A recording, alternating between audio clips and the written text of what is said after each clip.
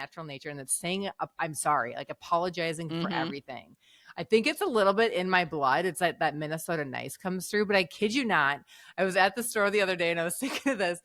Some lady like ran into me and I apologized, like, oh, I'm sorry. And it hit me that we just water down our conversations a lot. And I don't know how this started or why I do it. I think I want everybody to be nice and peaceful and everyone's happy with me. And it's not because we're weak, but we've just been taught to sometimes soften, to shrink down, to make room for others so nobody feels uncomfortable. And it's really at the cost of our own clarity, our own confidence. Welcome to Lead Like a Girl, where we are empowering everyday women through our stories. I'm your host, Jessica Smith, and I began this journey by sharing my life story. Now, I've joined forces with my longtime friends, Jamie and Corlin, to keep this party going. We met many years ago as young sales girls in our 20s, driven and quickly rising to the top of our industry. As the years went on, life happened, and we all found ourselves in new companies and completely different industries, still striving for success in it all. Career, family, faith, fun. Now, it wasn't easy, but we never stopped moving. Get ready for our real conversations, inspiring stories, and our big life lessons as we share it all. The good, the bad, and the funny. Welcome to Lead Like a Girl. We are talking about something that I come across a lot. I do it in my natural nature, and it's saying I'm sorry, like apologizing for everything. I think it's a little bit in my blood. It's like that Minnesota nice comes through, but I kid you not. I was at the store the other day and I was thinking of this. Some lady like ran into me and I apologized, like, oh, I'm sorry. Oh my gosh. No. And I am the super ultra opposite. Mr. Smith says I have a big problem with saying sorry. And I'm like, because I'm not sorry. I'm not sorry.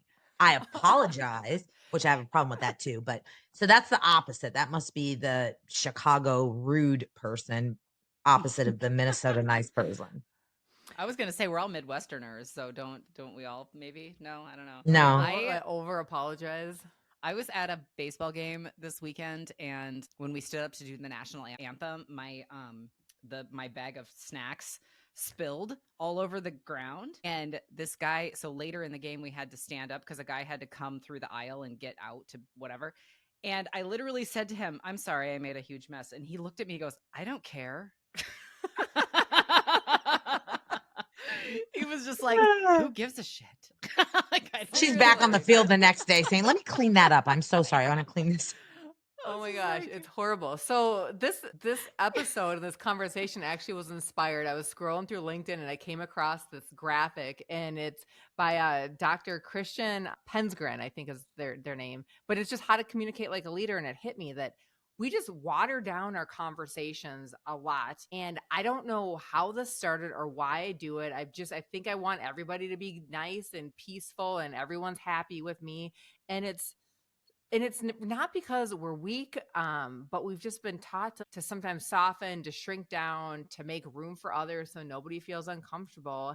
And it's really at the cost of our own clarity, our own confidence. And so let's talk about that today. Like, how can we stop that and be okay with not apologizing and just having everyone just be okay with what happened, right?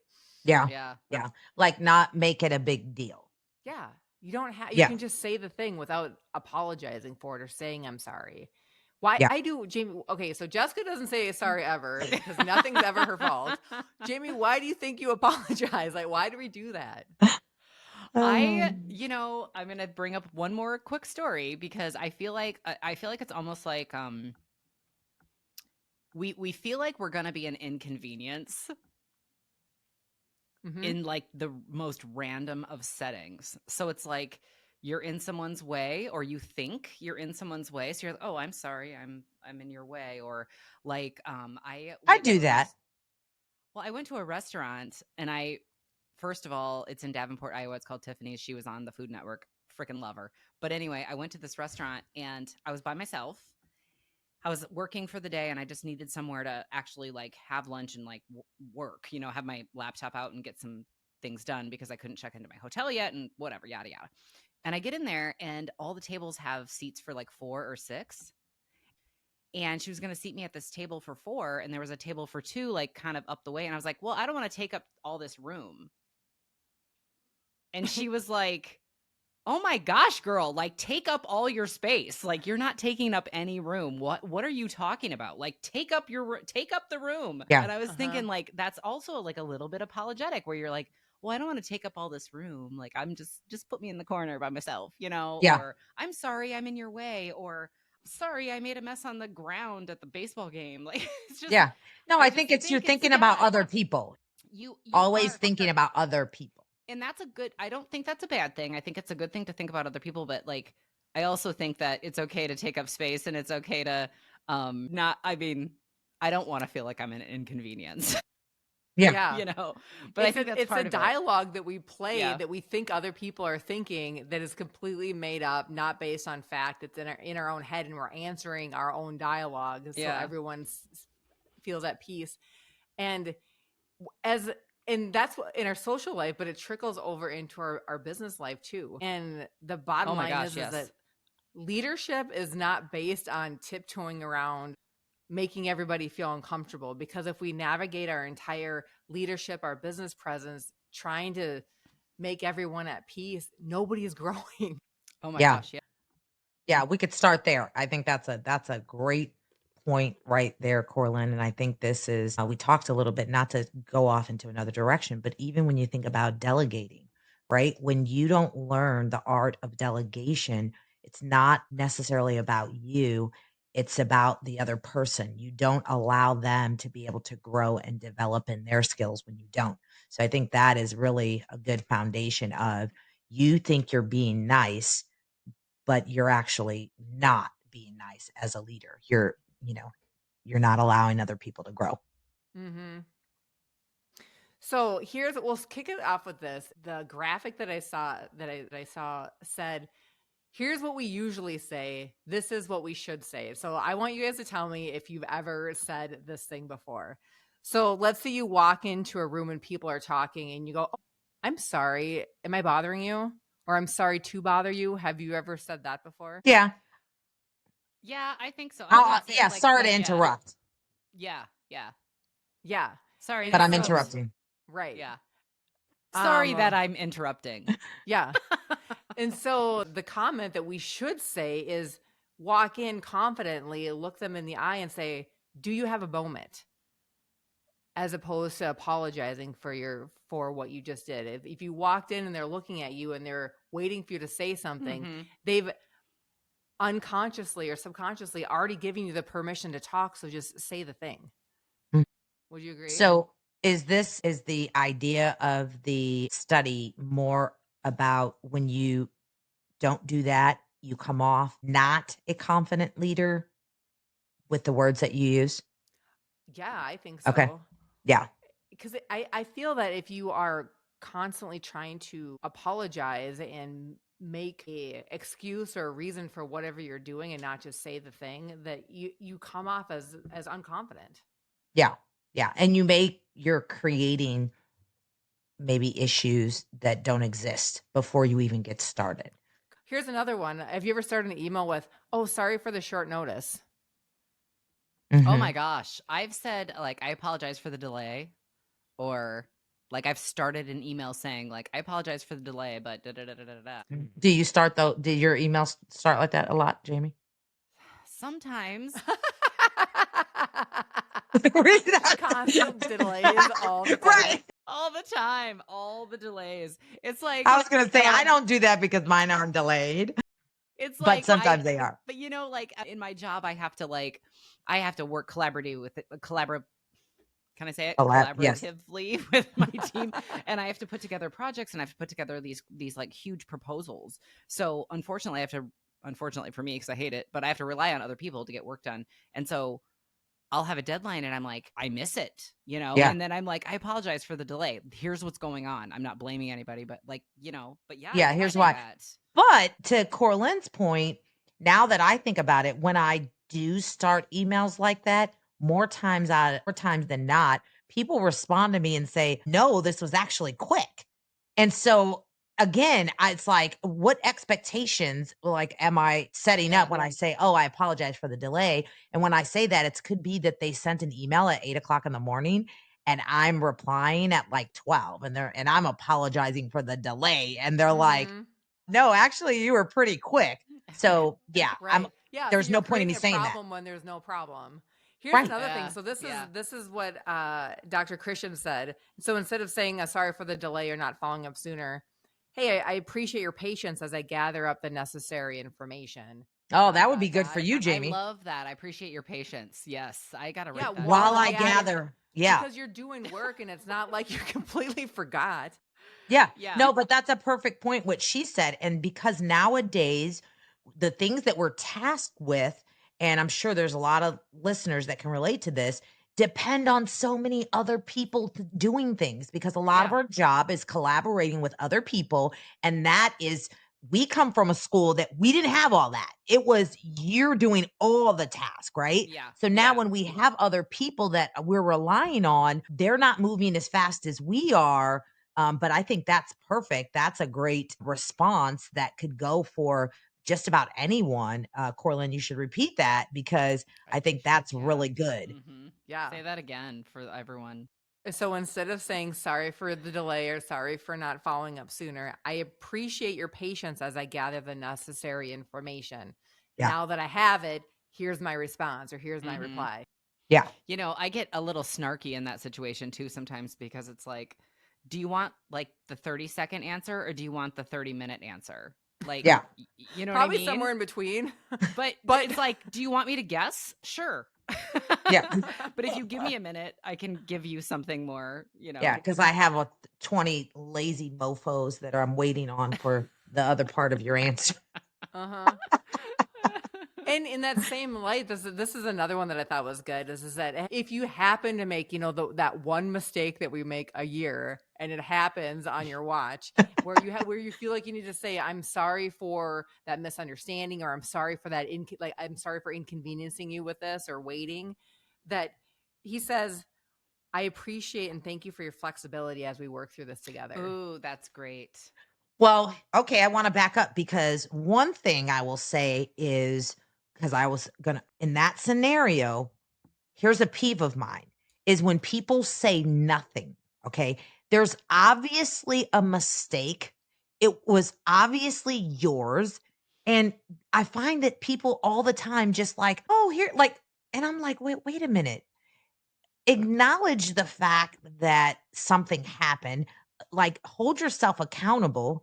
And there's a way to do it. And maybe it's that people don't know how to do it that way. So then they don't do it at all. So that's really good. It's like own your shit. You messed up, but then there's a way to do it without, saying you're sorry and like really beating yourself up about it. People make mistakes. It's normal. That's just part of what we do. That's it. It's human error. There's probably a little bit of passive aggressiveness, I think, in some emails and tones when people are trying to apologize, but it's not very sincere. Like, I'm sorry for that. And then it's like some sort of snarky, sarcastic comment that they're not actually really sorry about, Right. too, is Yeah. another thing. Yep. So that's good. So all that to say is that these change outs, they're small. It's Right. not going to completely change the trajectory of your conversation, but the outcome is better. And I feel like it puts you in the stance of being a leader in more of a power place versus being intimidated and shrinking. Right. And so it just kind of rewires our brain to think about reading with like more clarity and not guilt for constantly apologizing, which I think will serve Absolutely. us really. Yep. And so, but I think all of this, the kind of the elephant in the room of this whole conversation is that we sometimes hold back because we don't want to be that woman that overpowers the whole conversation. Like, I feel like there's just that overarching need to try and be super nice all the time. Is that like nice versus assertive? Yeah. Yeah, I've never been accused of being too nice, but I get it. I feel like there are many Hilarious. examples that we could. Can we Look, think of when you got me Jessica back was on the too cruise nice? ship when I lost my all of my things in the Bahamas, and I appreciate that you weren't nice about that. You got me back. Jamie loves You've that done story. so I'm glad. many things. If I leave this earth before you, she's gonna tell that story at my funeral. I promise you. I have 17 more, but yes, that'll be included. Thank you. Thank you for being assertive. And I want to make a point though, because sometimes when we talk about leadership, Corlin, I think people sometimes get caught up. Yes, I know that we have listeners that have that title and they're a leader, but let's just remember we're all leaders, right? In one way or the other in our lives. So I think it's a good conversation just in general, whether it's professionally, whether it's in your household. These are things that I think we can all take in overall in our communication. Well, why don't we flip it around a little bit? How do you respond, Jessica, when you're talking with somebody, specifically a female person to talk that's sitting across the table, and they are completely unapologetic? I'm like, you bitch. No, I, Corlin, do not edit that out. So, well, because you said, How do you feel when somebody speaks their mind and they're bold, that they don't apologize, they just say the thing? yeah, well, and listen, I don't know, maybe I'm delusional, but I can only get feedback. I've done some of these surveys where I get feedback, and I think over the years that I've learned that there is a way to be direct or, like you said, bold and not be rude.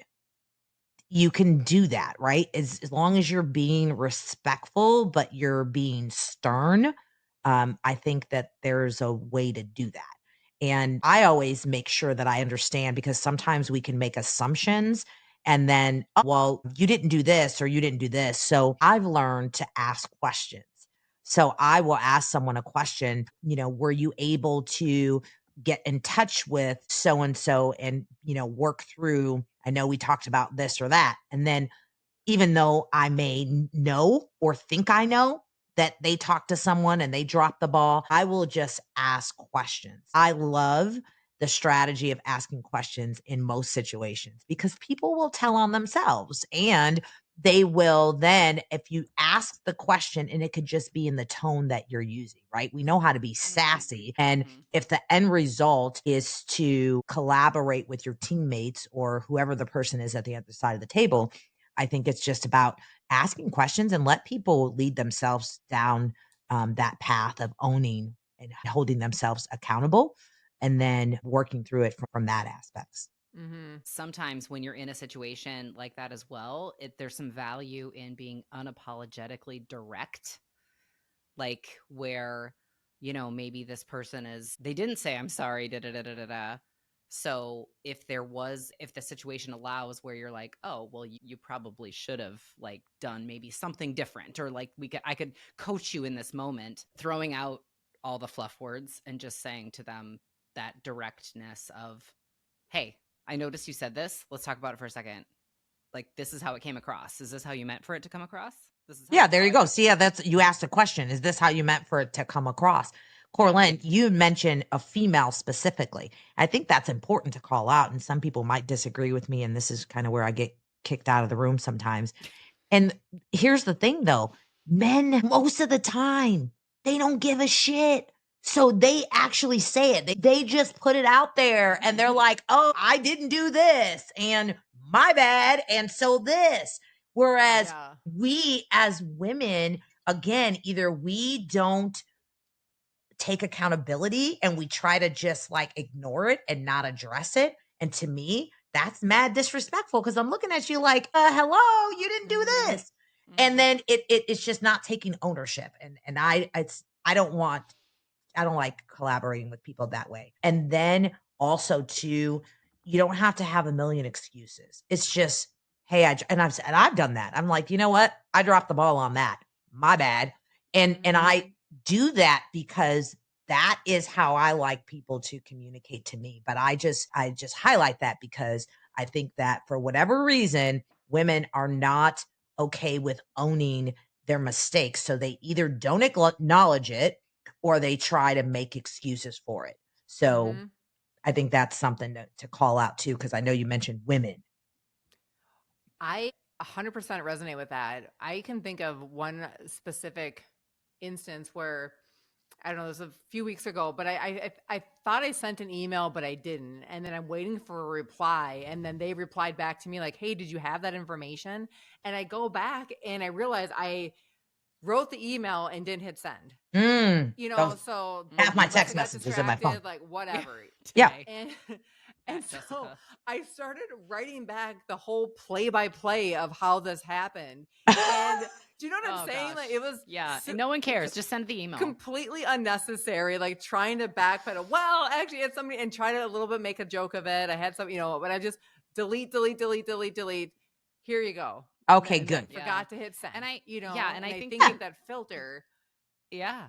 You're Trying to good, and it's a learning edge, right? Like we don't need to over explain and we don't need to over talk or over excuse what right. happened. But what's going through your head? Okay, let's talk about that. The moment that you saw the email that said, hey, whatever happened to this? You're like you're at, that's the first thing, right? And that feeling that we hold ourselves to these expectations of perfection, that it's not okay that you miss something because, okay, we usually don't, but it's that feeling that you have to be able to be okay with and not necessarily feel that way because that's what's happening, right? And you're like, oh my God, I don't want to feel like this. I don't want to look like this. I don't want to be known for this. And you're writing this book to make a whole excuse. It's like if people know you, they know that you're not a freaking flake. You don't drop the ball all the time. It's okay. Just move on. And it's like get out of that state of emotion that you're in. You can't let it settle too long. You got to like feel it and then keep it moving. Yeah, and I think like the same just the premise of like I have to explain everything, like you just said, I have to write this whole book of like why this happened and whatever. No one cares. In and of itself makes you look not confident. It does. Right. It does. And like the better answer is one of your things where you're like, okay, thanks for your patience. Here it is. We feel like we have to explain it away, but like they don't care. They just want the answer. Yeah. And maybe listen, this I don't know if this goes with this or not, but I just thought of this. I had a leader and she was a female, and every time she used to go on PTO and she used to send out a calendar invite, she used to write in the calendar invite what she was doing. That used to make me so mad because first of all, I never heard of anybody doing that, but I also never had a female leader. And because again, men don't do that. What she's trying to do. She literally would put in there like justify her time off. What the every time I'm telling you it was detail. My daughter's dance recital. I do not give a damn about your daughter's dance recital, lady. Coraline, do you remember what Darren used to say about when he's like, when you tell people how sick you are, and he was like, first of all, no one gives a shit. And secondly, they just don't want to catch it. Like no one, for you to tell, oh, I've got this cold and I'm this and that. No one cares. Right.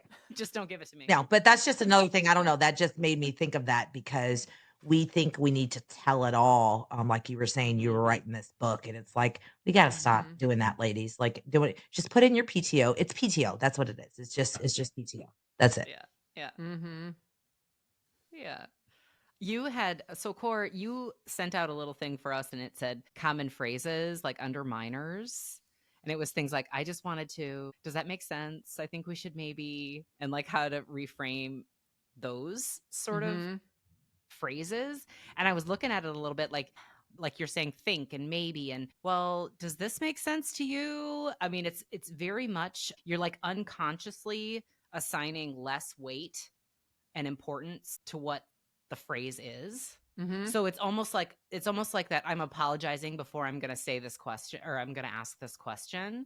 Yep. And I love that you gave some this instead of that examples because holy buckets. I mean, I say all these things. I have to. Jerry was like script a long time ago. This is my script. I need the chart because there have been a few, gosh, I know I've said, hey, can I ask a question? When really, I mean, if it's a discussion, whatever, like you shouldn't have to say that. Like, just ask the question. Exactly. And I do feel personally, I read what you sent us. I read some other stuff and I'm like, I say, does this make sense so often? And I got to figure out, say this instead of that phrase for that. Do you guys have an idea? Like, does this make sense? Like, what else should I say? Let me know if you have any questions. Yeah. Thank you. That's just good. period. Because you are a good communicator, you have no issue with getting your point across. It makes sense. Yeah, but And you just know, take Well, the I but details I down and don't. ask me a question. Well, I don't like how I feel, and maybe this is my own. When someone says, "Does that make sense?" To me, I it's don't like like, that I either. think it. oh, okay. So it's not I just I me think because I'm hate it's. like, it. what am I stupid? What do you mean? Does Well, it make no, sense? I I'm think super it offended. comes Like, up I with. hate when people ask me that. Does that Oh, make sense? Like, yeah, I got it. I Like, I think always get onto the defensive. I think with mine, it's maybe a bit more like along the lines of the fact that I work with all like engineers and I'm building buildings, and so sometimes I'm trying to design something, and I've only been in this role for a short period of time, and so I'm thinking of a certain. I think a certain way, and everyone I work with thinks a different way. And so No, but sometimes I I'm think like, that's well, old does that school make selling. sense? Like what I'm trying to do? Like, does this make sense? Well, Jamie, I think that's old school selling too. I remember, I mean, that was like all of our That was a DB. little yes. Yeah, like every question we asked, Does we that had make to sense? ask a Yeah. question back, and we Give me a whole would bunch of revert back yeses. to, Yeah. does that make sense? So I think we were kind of programmed in the old school sales world to specifically ask that question. However, like I was saying, like Corlin and I were saying, I don't like when people ask me that question, but I still do it too. So Yeah. this conversation is bringing to my attention. If I don't like it, then why would I think other people want me I to know. ask them? Does that make sense to you? I don't even think I want them to. I want it. It's like I revert to it. Yeah. I It matters revert the back to tone it. that you ask that. I mean, that might be a little bit of a one off that I think if you like, does that make sense? If you're not confident, well, then that's what it's going to come off as. But if you're more confident, like, does that make sense? Or that makes sense, right? That makes sense, It's going right? to Sounds be a better. little bit of a different tone. I mean, even today, Like if you're I trying to was close me or I'm trying to close you, I'm going to say it in a different way like as that. I, Yeah. based I on like Yeah. the being let sure. me know if you have any questions. I do like that too. I really like that because it's saying, like, I could see myself replacing that even if I was doing a training or whatever, just to ask, let me know if you have any questions. The only thing I would say would be a maybe slightly a positive in does that make sense would be if I'm trying to establish a bit of that expert slash authority. Like I'm clearly talking way over your head right now. Does that make sense? But I'm talking to people who think they're over my head, so I know more about this than they do. So I think there might be a little bit of a like gray area where I can say, does that make sense to you? Mm-hmm. Or maybe you Because say, you can use both. Does that make sense? And then let me know if you have any that makes questions. sense, right? Or do you have any questions about that? You Yeah. got it? You Yeah. got it. So instead of does this make sense, we have a couple of very good options otherwise. We can say that makes sense, right? Or let me know if you have any questions. That would be two much better phrases than what I keep saying, which is does this make sense? Thank you so much for your guidance. Anytime we try to do something different or say something that's not our normal vocabulary, it's going to feel weird, right? Mm-hmm. Yeah. But it's so necessary because we've been, I will say it again, conditioned to show up. And I think the majority of people are like Jamie and I, not like Jessica, I would say, for the record. I think. Sorry. But I'm a I think rebel. a lot of people go opt for the quiet, the shrinking, not that I show up to meetings where I'm quiet. That's not me at Yeah. all. No, But no. I don't know why, but I have this drive to make sure everyone is okay and I'm not rocking the Yeah. boat and I'm not ruffling any feathers or I don't come Yeah. off as like that strong person. Right. And It's like it's a obscene problem politeness. because Right. Yeah. nobody's ever told me you are too much for me ever. Yeah. So I don't know where I've come up with this personally. Yeah. Yeah, I think that it's a balance, and I think it comes natural. A lot of this is natural, right? You're naturally nice.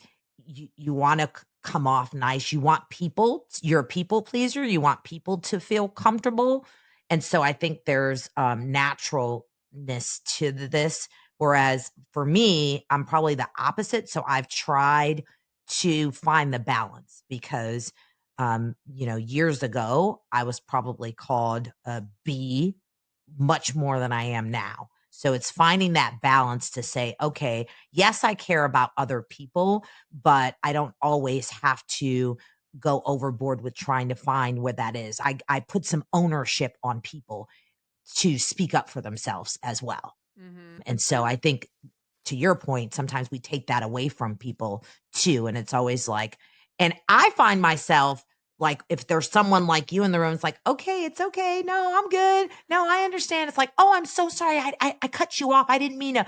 No, it's good. And now it's uncomfortable. I already said it's good. You're making this bigger than, and I get you're trying to be nice, but it's annoying the shit out of me now. Okay, girl, it's good. I'm good. Yeah. Do you do it more, Jamie, with when you're talking with other girls or with your guy coworkers? Do you feel like you're more? That's a good question.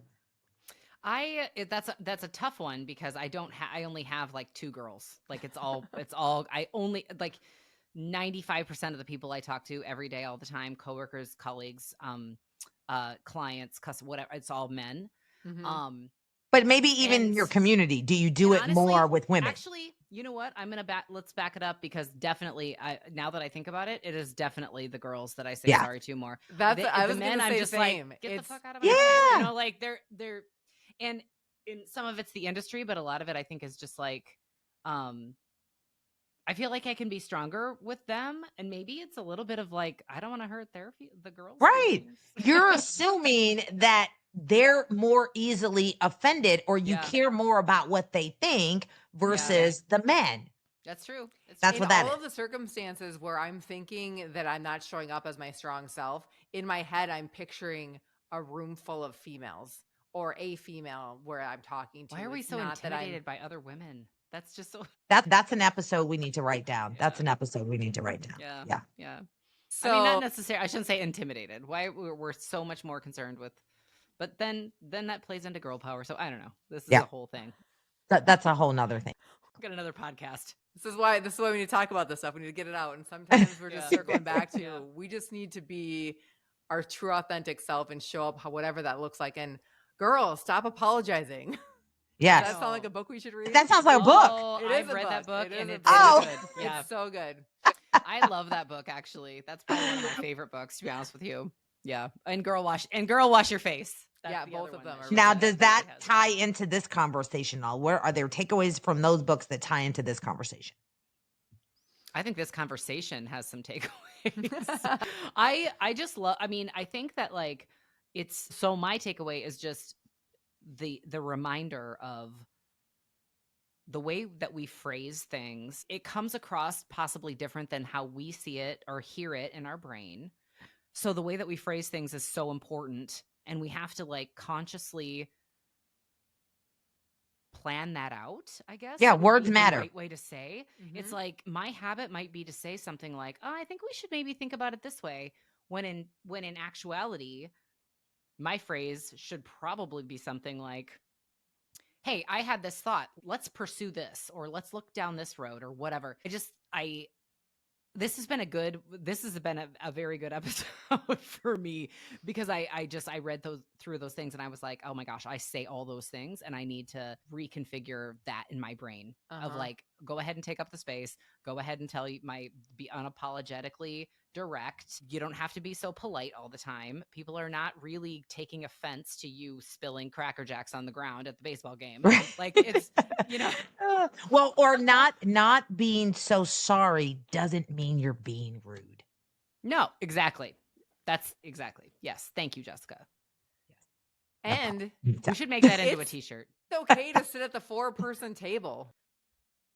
I know. Yeah, take up the table. Yes, I love that. Take up the table. Yeah. Because if you need to spread out, or maybe you even don't, but that's the table that they have, don't apologize for just taking up space. Yeah. We are strong, even if there is a 2-person table. Yeah. You got blessed with the 4-seat table. Just take it. Yeah, but this is it. But this is where I'm bad at. And again, this might be another episode. When someone says, "Oh, your makeup looks good today." And what do we say? Instead of just saying, "Thank you." You know what we say? "Oh my God, these bags under my eyes. I'm so tired. Are you kidding me, girl?" Like I'm conditioned to put yourself down. Or what the hell? Yeah. Make yourself smaller. Anyway, like that's another show, but that made me think of that too. It's like, So ladies, listeners, this is our challenge this week. Stop apologizing. Just replace one "I'm sorry," rewrite the email, and come with this confidence that we know that we have. We need to be clear, we need to be bold, and we need to own what our messages and stop thinking like we need to apologize. And I love then it. let's notice what happens. Give us some comments when that happens. Yeah. Is it just a good email and you just feel good about it, or do you get some sort of positive response back from that? We are not here to shrink. We are here to show up and lead like a girl. So if this episode resonated with you, please send it to your other people that need to stop apologizing and let them hear this reminder. But to that, again, check out our website. It's leadlikeagirllab.com. And we've got a new social media manager who's amazing. So check us out on Instagram and Facebook and TikTok. You'll see lots of reels of us there. But until then, we will see you next week.